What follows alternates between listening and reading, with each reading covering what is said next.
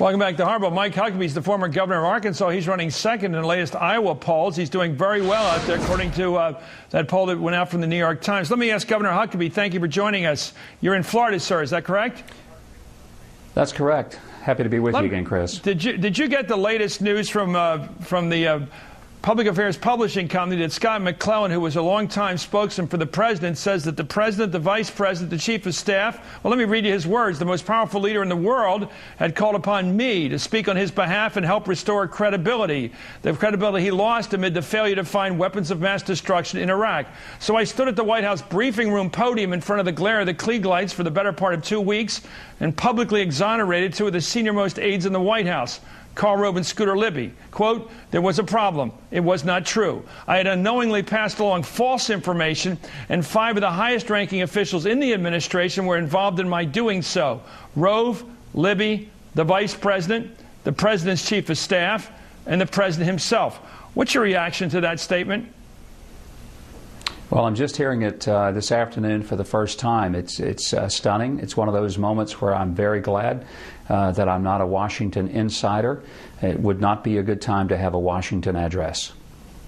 Do you think this smacks of the problem of cover-up and sleaze and underhanded behavior when even the president is apparently, according to his spokesman, party to a cover-up, willingly or not, wittingly or not, putting out false information and then commuting the sentence of the person who shared in that party line, which was to deny any criminality?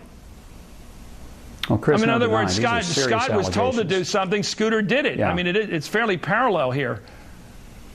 Well, there's serious allegations, but we don't know yet whether they're true. Scott's not saying this under oath. It's not being denied under oath. I have a feeling that before it's all finished through the wash, that's what's going to happen. But these are serious allegations. They deserve to be thoroughly examined, investigated, and the truth brought to the American people. Do you think the American people deserve a statement from the president in this regard, personally? Oh, I think he'll have to respond to it because the closeness and the fact that Scott McClellan was one of his most trusted aides and in the position of press secretary. Had this been somebody very distant in the food chain, he could have ignored it. But you can't ignore it when someone as close to the president as a press secretary makes that kind of allegation. Let me ask you about your appeal. You must know when you travel around. I mean, when you come here, everybody seems to like you. You seem to have an appeal to the American people right now, Governor, that wasn't expected when we first looked at the shape of this field. Can you explain it?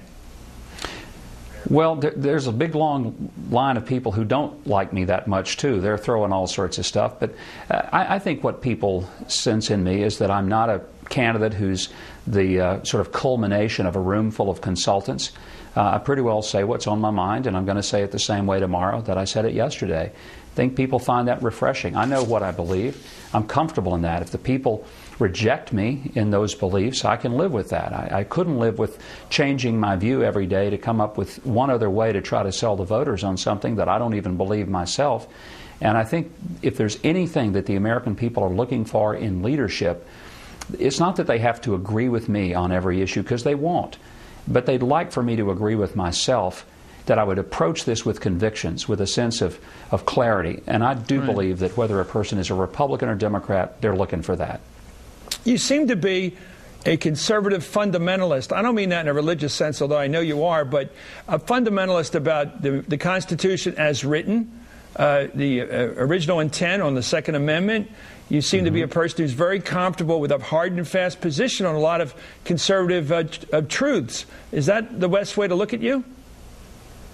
I'd like to think that. Of course, you know, then I'd get attacked for being a pro-life liberal by one of the other candidates. So it's really one of those issues, Chris, where I think labels sometimes become so simplistic. I'm a conservative. I think I'm an independent conservative. I'm not a wholly owned subsidiary of Wall Street.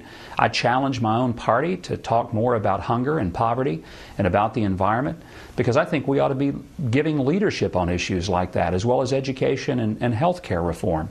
And I feel like we have allowed maybe the Democrats to own those issues, and they shouldn't. Frankly, the American people ought to own those issues. It shouldn't be left, right, liberal, conservative issues. It ought to be vertical, up, down issues. And what I'm sensing people are wanting more than anything else, more than a Democrat or Republican.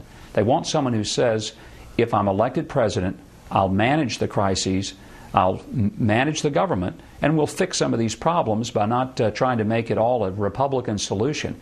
Now, I don't think that detracts from my being a conservative. No. I think it perhaps means that I've been a governor and I've had to actually balance a budget and make things work. You know, it sounds like, and I mean this with respect, it sounds like you're a bit of Martin Luther. You're a here I stand kind of guy. That's a compliment to me. Oh, it sure is. I mean it that way. Theological heroes. And as a Baptist, but it seems like you're almost you're leading a reform of the conservative movement, it seems to me. It's a little deeper than just a personality change. It looks to me like you want to reform the conservative movement. Purify it. I don't have any illusions that I'm, the great white hope of the conservative movement, but I do think that, for example, true conservatives ought to be conservationist.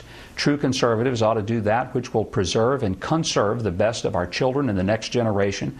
We ought to bring the kind of reforms to health care that actually, in the long term, will cost less money than what we're doing now, which is intervening at the last moment of catastrophic disease. Yeah. There are some things that we can do that could radically change this country's future. And if we don't do it, Chris, and if all we do is just sit and argue about who's winning, Democrats or Republicans, it's our grandchildren that ultimately are going to pay the price for that. Okay, thank you very much, Governor Mike Huckabee, who's making a big challenge for that Iowa caucus in January 3rd.